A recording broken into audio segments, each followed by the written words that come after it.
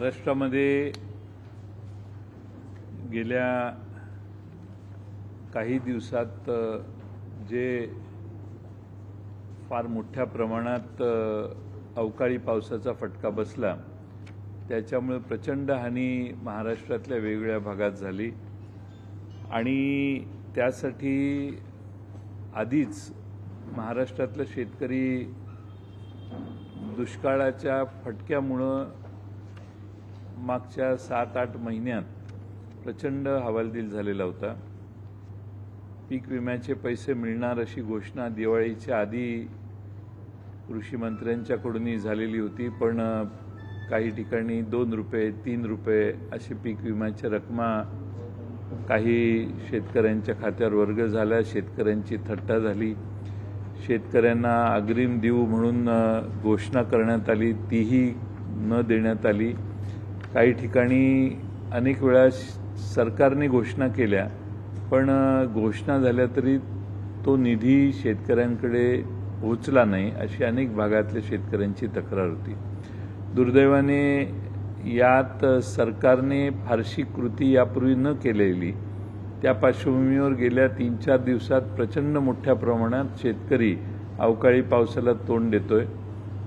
फार मोठ्या प्रमाणात जनावरांचं नुकसान झाले, काही शेतकरी दगावलेले आहेत आणि फार मोठ्या प्रमाणात या अवकाळी पावसाचं विदर्भातल्या साधारणपणे हिंगोली, वाशिम, यवतमाळ या भागात तुरीचं पीक गेले।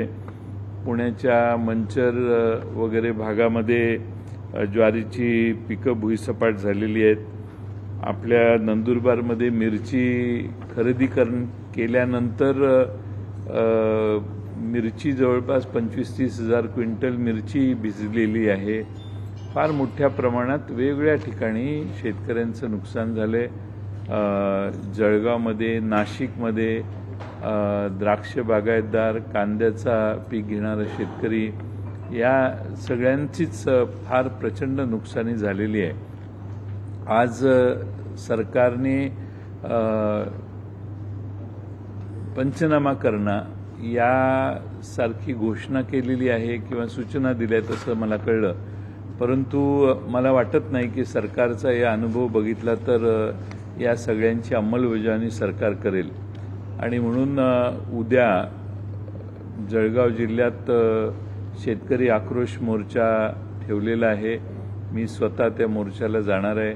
तिथल्या शेतकऱ्यांनी एकत्रित येऊन ट्रॅक्टरने हा मोर्चा काढायचा, ट्रॅक्टरवरून असा निर्णय घेतलेला आहे आणि जळगाव जिल्ह्यात काही ठिकाणी जे नुकसान झाले त्याची पाहणी होणार आहे। पण त्याचबरोबर शेतकऱ्यांच्या वतीनं जळगाव जिल्ह्यातले शेतकऱ्यांचे प्रश्न घेऊन आम्ही तिथल्या जिल्हाधिकाऱ्यांच्या कचेरीत जाणार आहोत। त्याचबरोबर परवा नाशिक जिल्ह्यात दिंडोरीला अशाच स्वरूपाचा मोर्चा नाशिक जिल्ह्यातले द्राक्ष बागायतदार आणि कांदा आणि अन्य पिकं ज्यांचं नुकसान झाले त्या सकट आम्ही परवा दिंडोरीला हा मोर्चा काढणार आहोत। 5 तारखेला अमरावतीला देखील विदर्भातल्या त्या भागातल्या शेतकऱ्यांचे प्रश्न घेऊन डिव्हिजनल ऑफिसला आम्ही अमरावतीत मोर्चा काढणार आहोत, शेतकरी आक्रोश मोर्चा म्हणून। त्या ठिकाणी माझ्याबरोबर अनिल देशमुख, राजेश टोपे, जितेंद्र आव्हाड आणि आमचे सगळे राज्यस्तरावरचे नेते या मोर्चात कमी अधिक प्रमाणात उपस्थित राहणार आहेत। पण फार मोठ्या प्रमाणात शेतकरी संकटात आलेला आहे आणि शेतकऱ्यांच्या या सगळ्या प्रश्नांची मांडणी आणि शेतकऱ्यांना न्याय मिळवून देण्यासाठी राष्ट्रवादी काँग्रेस पक्षाच्या वतीने आम्ही मोर्चे काढून शेतकऱ्यांचे हे सगळे प्रश्न मांडण्याचं काम करणार आहोत। आपल्या महाराष्ट्रात दुष्काळाची फार मोठी टंचाई मधल्या काळात जाणवली। सरकारने काही भागात दुष्काळ जाहीर केला, अनेक भागात दुष्काळानंतर थोडंसं उशिरा सुचल्यानं काही भागात दुष्काळ जाहीर केला, पण ते निर्णय घेताना देखील सरकारची सातत्यपूर्ण भूमिका नव्हती। आज अनेक गावात पिण्याच्या पाण्याची टंचाई जाणवते आणि दुसऱ्या बाजूला अवकाळी पावसाचं देखील फार मोठं शेतकऱ्यांची नुकसान करणारी घटना मागच्या 2-3 दिवसात झालेली आहे. जळगाव, धुळे, छत्रपती संभाजीनगर, सातारा, नाशिक यामध्ये देखील काही वेगळी बाब झालेली नाही. त्यामुळे हे सगळे प्रश्न घेऊन मग सोयाबीन असो, वेगवेगळ्या पिकांवर आता रोगराई पडायला लागलेली आहे. सोयाबीनवर आहे, गव्हावर आहे, वेगवेगळे पिकं वर वेगवेगळे रोग पसरल्यामुळं देखील शेतकऱ्यांचे नुकसान झाले आहेत. बाजारभाव व्यवस्थित मिळत नाही. एकंदरच महाराष्ट्रातल्या वेगवेगळ्या भागातला शेतकरी हवालदिल झालेला आहे आणि म्हणून खानदेशात जळगाव, नाशिक आणि अमरावती या ठिकाणी आम्ही शेतकरी आक्रोश मोर्चा 30 तारखेला, 1 तारखेला आणि 5 तारखेला काढणार आहोत.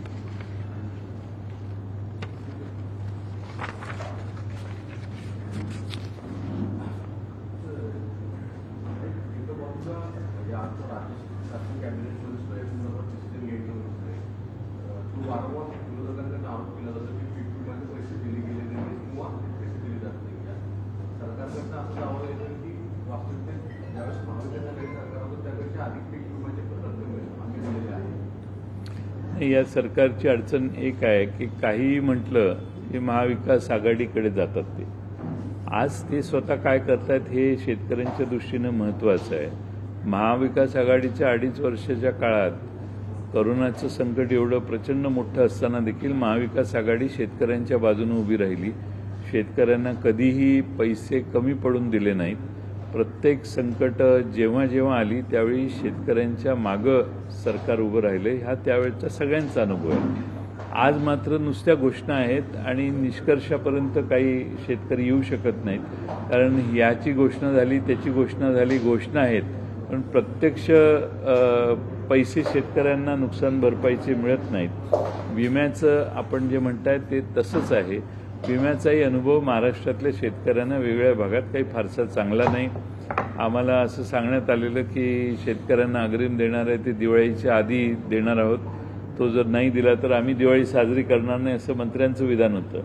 पण पुढं कुठं काहीच झालं नाही. त्यामुळे असे अनेक प्रश्न आहेत की ज्यामुळे महाराष्ट्रातला शेतकरी हतबल झाला आहे आणि हे शेतकऱ्यांचे प्रश्न घेऊन राष्ट्रवादी काँग्रेस पक्ष त्या त्या जिल्ह्यात जाणार आहे.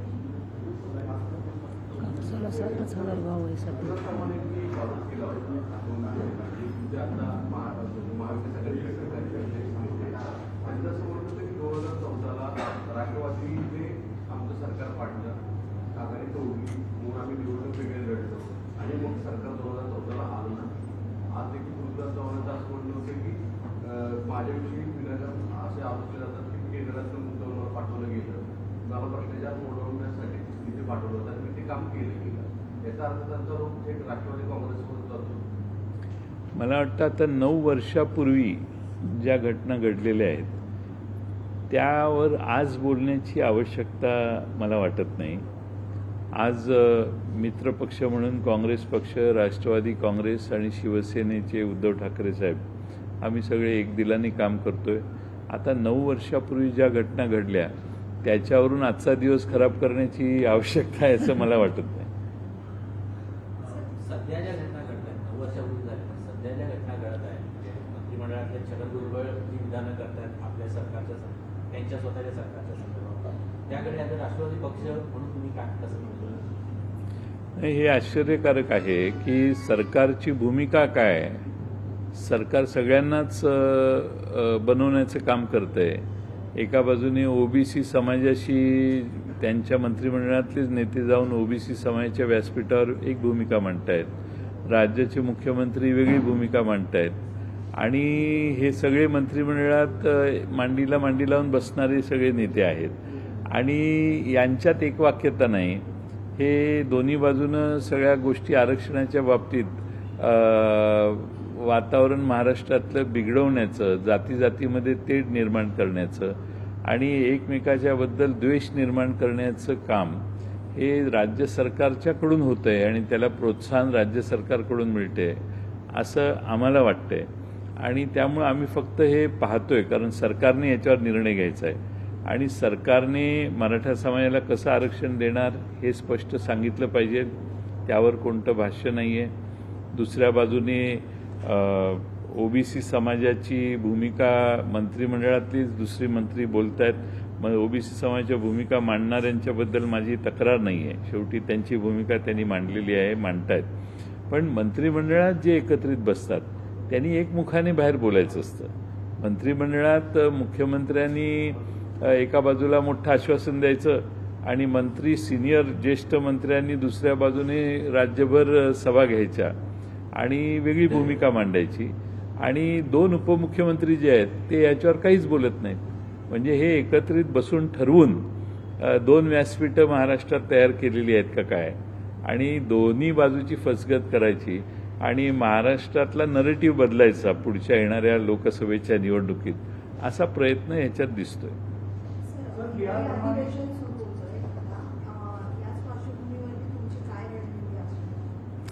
अधिवेशन 7 तारखेला सुरू होतंय. आज बिझनेस ॲडव्हायझरी कमिटीची मीटिंग झाली. आम्ही 6 तारखेला काँग्रेस, शिवसेना आणि आम्ही एकत्रित बसू. यावेळी महाराष्ट्रातल्या शेतकऱ्यांचे अनेक प्रश्न आहेत, अनेक वेगळे मुद्दे मागच्या काळात ज्या गोष्टी घडलेल्या आहेत त्या बाबतीतले आहेत. निधीचा असमान वाटप आहे त्याची एक मोठी तक्रार वेगळ्या भागातल्या विधानसभेच्या सदस्यांची आहे. हाजीर तो वजीर अशी परिस्थिती या सरकारमध्ये आहे. जो मंत्रालयात जातो, जो ठाण मांडून बसतो, तो जास्त पैसे घेऊन जातो. त्यामुळं सत्तारूढ असणाऱ्या आमदारांच्यात देखील कोणी 300 कोटी मिळवले, कोणी 100 कोटी मिळवले आणि कोणी 50 कोटीच मिळवले. ही जी तफावत सत्तारूढ पक्षाच्या आमदारांच्यातच आहे. याच्यातच आमदारांच्यात फार मोठी, सत्तेतल्या फार मोठी प्रचंड, आम्हाला तर काय आशा नाही आहे, पण सत्तेत असणाऱ्यांना देखील समान निधीचं वाटप होत नाही.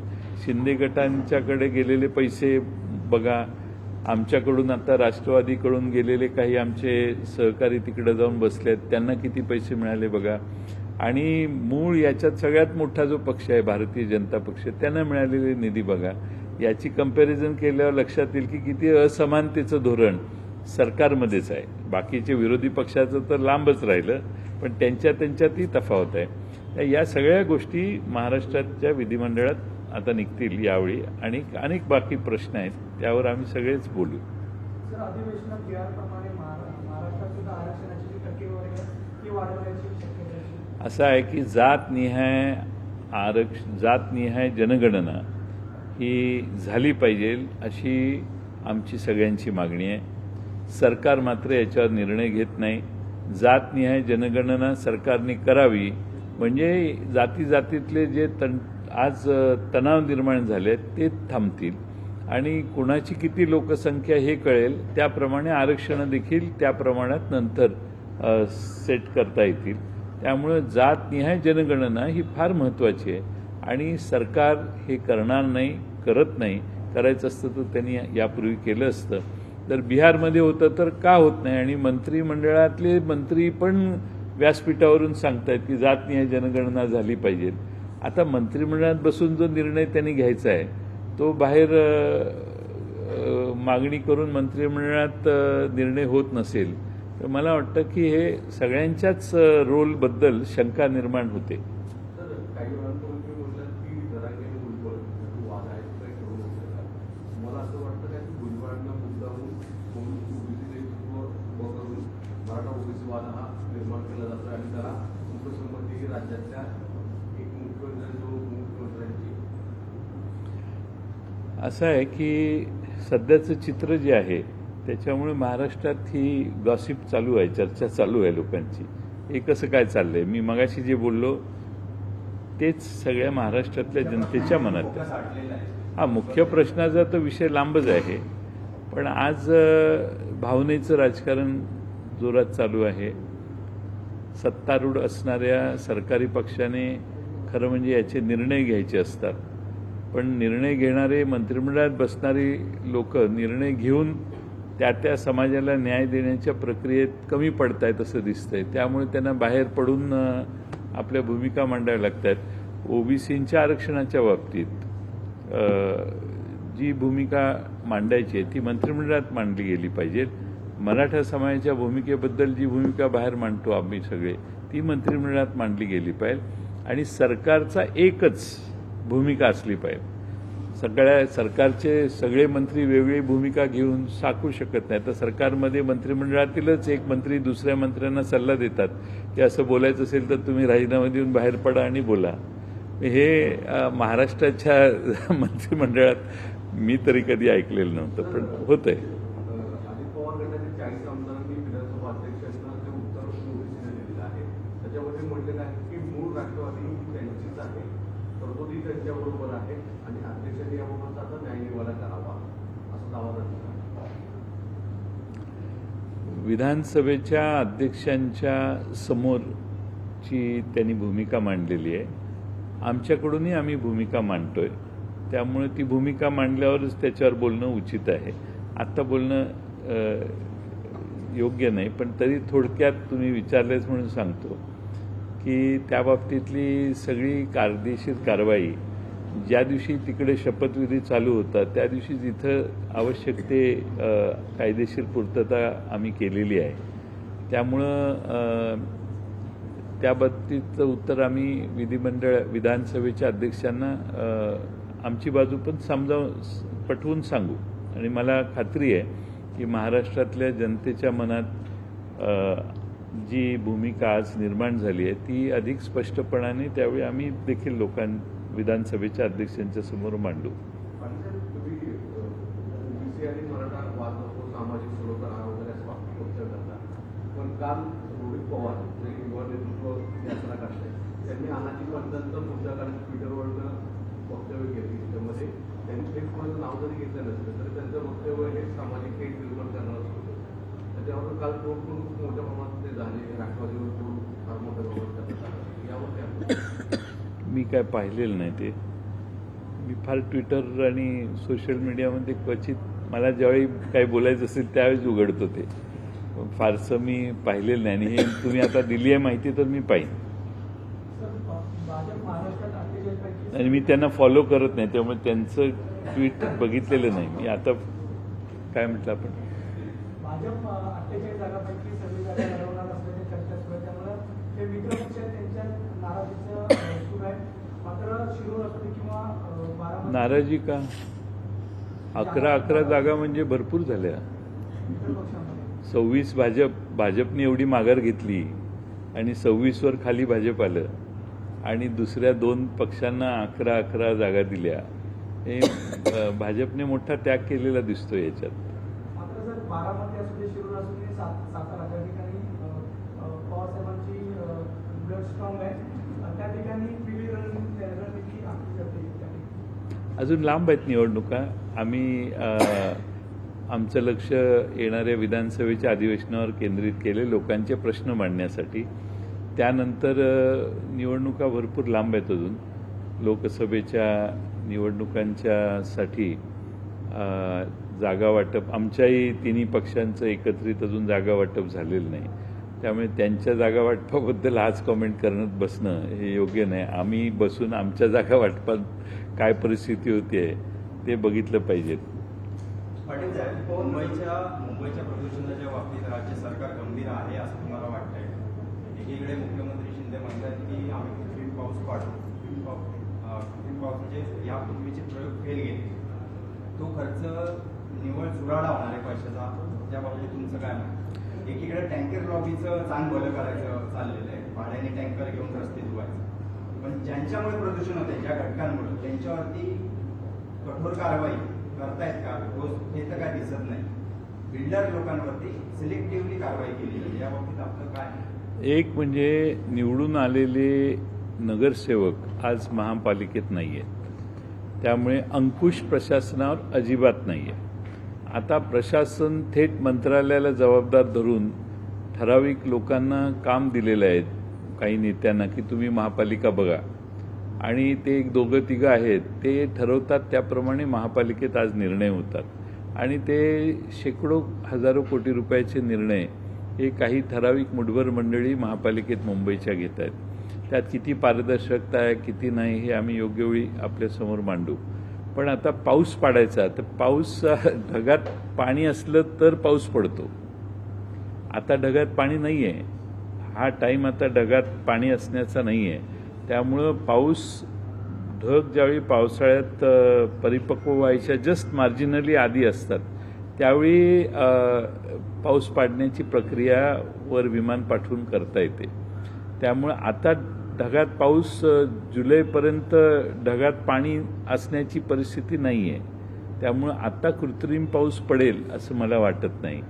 त्यामुळे पहिल्यांदा मुख्यमंत्र्यांना तज्ज्ञांनी समजावून सांगणं आवश्यक आहे की आत्ता पाऊस पाडता येणार नाही, आता जे पाणी आहे त्याच्यावर आपल्याला कसं टिकवायचं पुढचा पाऊस येईपर्यंत हे बघावं लागेल. आणि कृत्रिम पाऊस 2-3 मिलीमीटरपेक्षा जास्त पडत नाही, मॅक्सिमम 4-5 मिलीमीटर. त्यामुळं त्याच्यावर अवलंबून राहून आपण काही निर्णय घेणं हे योग्य होईल असं मला वाटत नाही. विधानसभेच्या अधिवेशनावर तुमचं लक्ष आहे. या अधिवेशनामध्ये जर बिहारच्या धर्तीवर कोटा वाढवण्याच्या संदर्भात काही हालचाल झाली किंवा अशी होतीये का, त्या संदर्भात तुमची भूमिका काय आहे? महाराष्ट्रानं त्याचा वाढवा नाही, असं आहे की महाराष्ट्रात जी सामाजिकदृष्ट्या मोठी अशांतता निर्माण झाली आहे त्यासाठी सरकारने ठामपणाने पावलं टाकली पाहिजेत. माझा म्हणण्याचा मागासपासून हा अर्थ आहे की सरकारचं एकमत असलं पाहिजे, सरकारने ठामपणाने निर्णय घेतले पाहिजेत. हे सरकार निर्णय न घेता उपोषणकर्त्यांना पुढच्या तारखा देणं आणि दुसऱ्या बाजूनं मंत्रिमंडळातल्या दुसऱ्या लोकांनी वेगळी भूमिका घेणं हे सगळं महाराष्ट्रात कधी घडलेलं नाही.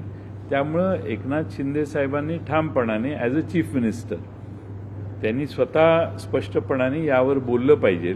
आपल्या मंत्रिमंडळातल्या सगळ्या मंत्र्यांचं एकमत केलं पाहिजे आणि सरकारच्या वतीनं ओबीसींच्या बाबतीत काय भूमिका, मराठा समाजाच्या आरक्षणाच्या बाबतीत काय भूमिका, या बाबतीत ठामपणाने भूमिका मांडावी. आणि त्यात मंत्रिमंडळात सामाजिक सलोखा टिकवण्यासाठी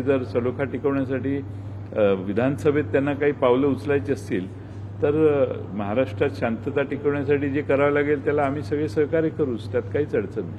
गेल्या काही दिवसांपासून ठाकरे गटाच्या अनेक नेत्यांवरती गुन्हे दाखल होण्याचं सत्र सुरू झालंय. आता आदित्य ठाकरे यांच्यावरती पुलाचं उद्घाटन केलं म्हणून गुन्हा दाखल करण्यात आला. मग एका कार्यकर्त्यावरती गैरव्यवहाराचा गुन्हा दाखल झाला. काल मेयर एक्स माजी महापौरांवरती गुन्हा दाखल झाला, त्यांना अटक देखील झाली.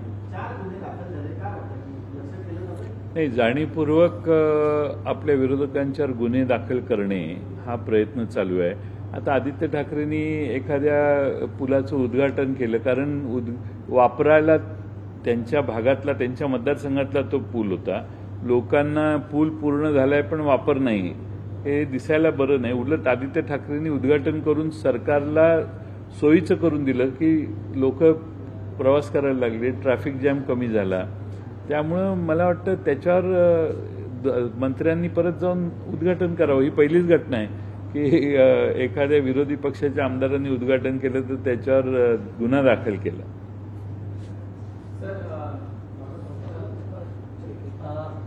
आमदार रोहित पवार यांच्या नेतृत्वाखाली युवा संघर्ष यात्रा सुरू आहे. या यात्रेत अद्याप प्रमुख जे नेते आहेत यात्रेपासून दूर आहेत. यात्रेमध्ये आपण सहभागी होणार? नाही, आता अनिल देशमुख आहेत, राजेश टोपे होते, आमचे संदीप क्षीरसागर आहेत.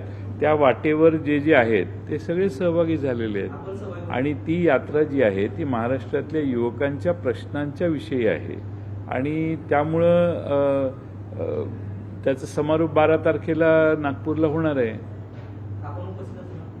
मी आहेच ना, मी कायम सगळीकडे असतो. मी तुमचंच माझ्याकडे लक्ष नाही.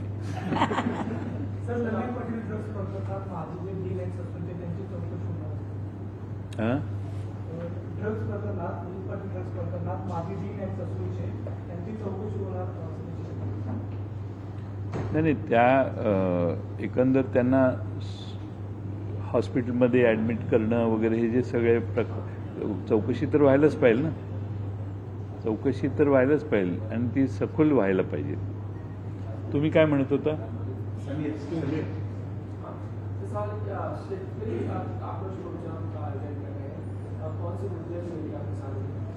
नहीं, पिछले 4-6 दिन में तो बहुत बड़े तादाद में बेमौसम बारिश हुई है और इसका परिणाम इतना गहरा है कि कुछ कई जगह जानवर मर गए हैं और किसानों का बहुत बड़ा नुकसान हुआ है। इसके पहले भी जब यानी नासिक में देखेंगे तो कांदा के लिए लोग आंदोलन कर रहे थे। कपास का रेट अभी 7,000 रुपया ही है, उसके लिए लोग आंदोलन करते हैं। सोयाबीन का कुछ प्रॉब्लम है। हर जो भी क्रॉप है, हर क्रॉप का किसान जो है बहुत तकलीफ में है, और इसीलिए हमने राष्ट्रवादी के तरफ से महाराष्ट्र में जलगांव में एक किसानों का आक्रोश मोर्चा रखा है। कल 1 तारीख को नासिक जिले में दिंडोरी के यहाँ हमारा आक्रोश मोर्चा होने वाला है, और 5 तारीख को अमरावती में विदर्भ की वो 2-3 जिले के बारे में जो सब किसानों के प्रश्न हैं वो लेके हम आक्रोश मोर्चा किसानों का अमरावती में निकाल रहे हैं। इस तरह से देखने के उत्तरकाशी में टनल के करीब 41 मजदूर फंसे में बाहर निकाल लिया गया। अब सवाल ये भी उठा है कि चाकू श्रेय लेने की कोशिश हो रही है, कोई श्रेय लेने की कोशिश हो रही है क्या? जिस तरीके से हम देख रहे हैं एक ट्रेंड चल रहा है, तो क्या टनल से मजदूरों को बाहर निकालना जरा क्या इवेंट है या प्रधानमंत्री मुख्यमंत्री जिस तरह की इनिशिएटिव्स वो सही नहीं, वहाँ की वो जो दुर्घटना थी तभी ऐसा लगता था कि कोई बचेंगे नहीं, लेकिन ये सबको जो रिजल्ट आया है इसीलिए सभी उत्साहित हुए, आनंदित हुए हैं कि सारे लोग बच गए। तो ये बहुत बड़ी घटना है ऐसा मुझे लगता है। और वहाँ के जो इंजीनियर्स हैं, जहाँ वो टेक्नोलॉजी जिन्होंने इस्तेमाल करके उनको जल्द से जल्द बाहर निकालने की कोशिश की, अंदर 16-17 दिन अंदर थे, तो अंदर जो खाने के लिए सारी चीज़ें भेजने का, अंदर से फ़ोन कांटेक्ट करने का, ये सारी चीज़ें टेक्नोलॉजी का अच्छा उपयोग हुआ है, और मुझे लगता है कि इतने लोगों की जान बची है। और इसके लिए जो प्रयास वहाँ के इंजीनियर और अथॉरिटी ने किए हैं उनका अभिनंदन करना ज़रूरी है। श्रेय किसने लेना है वो लेने दीजिए, लेकिन एक अच्छी चीज़ हुई है, इसका आनंद हमें राष्ट्रवादी की तरफ से हमें सभी को है। लोकशाही मराठी ऐका, पहा, जागरूक रहा।